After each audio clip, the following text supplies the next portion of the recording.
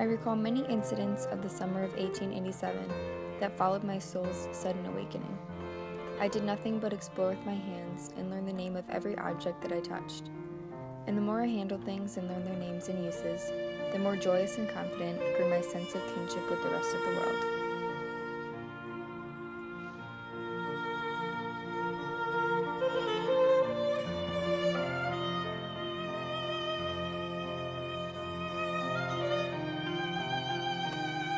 When the time of daisies and buttercups came, Miss Sullivan took me by the hand across the fields, where I learned how the sun and the rain make to grow out of the ground every tree that is pleasant to the sight and good for food, how birds build their nests and live and thrive from land to land, how the squirrel, the deer, the lion, and every other creature finds food and shelter.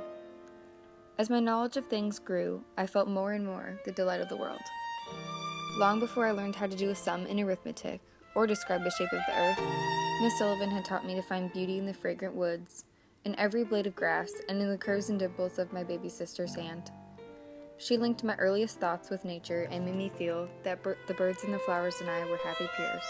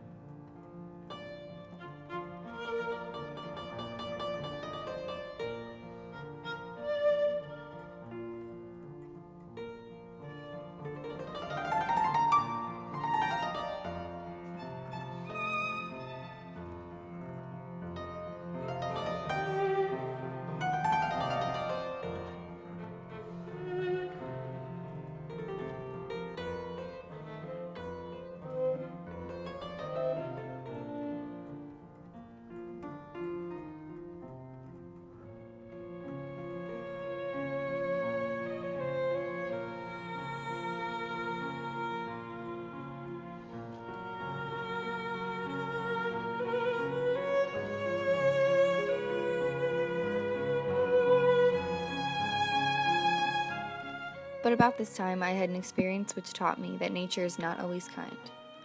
One day, my teacher and I were returning from a long ramble. The morning had been fine, but it had been growing warm and sultry when at last we turned our faces homeward. 2 or 3 times we stopped to rest under a tree by the wayside. Our last halt was under a tree a short distance from the house. The shade was grateful, and the tree was so easy to climb that with my teacher's assistance, I was able to scramble to a seat in the branches. It was so cool up in that tree that Miss Sullivan proposed that we have our lunch in there.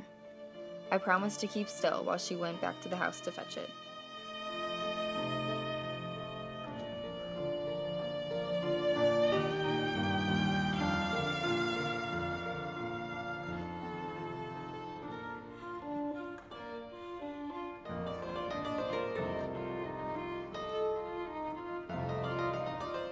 Suddenly a change passed over the tree. All the sun's warm fluffed the air. I knew the sky was black, because all the heat, which meant light to me, had died out of the atmosphere. A strange odor came up from the earth. I knew it. It was the odor that always precedes a thunderstorm. And a nameless fear clutched at my heart. I felt absolutely alone, cut off from my friends and the firm earth.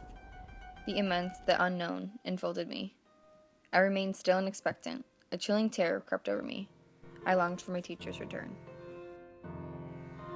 There was a moment of sinister silence, then a multitudinous stirring of the leaves. A shiver ran through a tree, and the wind sent forth a blast that would have knocked me off had I not clung to the branch with might and main. The tree swayed and strained. The small twigs snapped and fell about me in showers. A wild impulse to jump seized me, but terror held me fast. And just as I was thinking the tree and I should fall together, my teacher seized my hand and held me down. I clung to her, trembling with joy to feel the earth under my feet once more. I had learned a new lesson, that nature wages open war against her children, and under softest touch hides treacherous claws.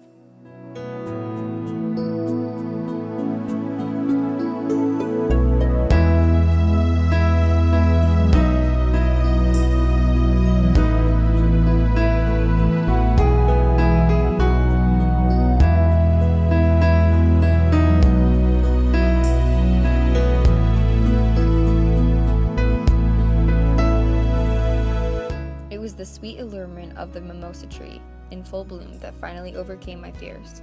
I started up and instinctively stretched out my hands. It seemed as if the spirit of spring had passed through the summer house.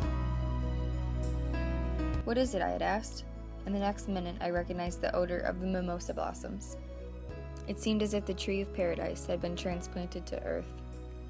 I made my way through a shower of petals to the great trunk, and for 1 minute stood irresolute. Then, putting my foot in the broad space between the forked branches, I pulled myself up into the tree. I had some difficulty in holding on, for the branches were very large, and the bark had hurt my hands. But I had a delicious sense that I was doing something unusual and wonderful, so I kept on climbing, until I reached a little seat which somebody had built there so long ago. I sat there for a long, long time, feeling like a fairy on a rosy cloud. After that, I spent many happy hours in this tree of paradise, thinking fair thoughts and dreaming bright dreams.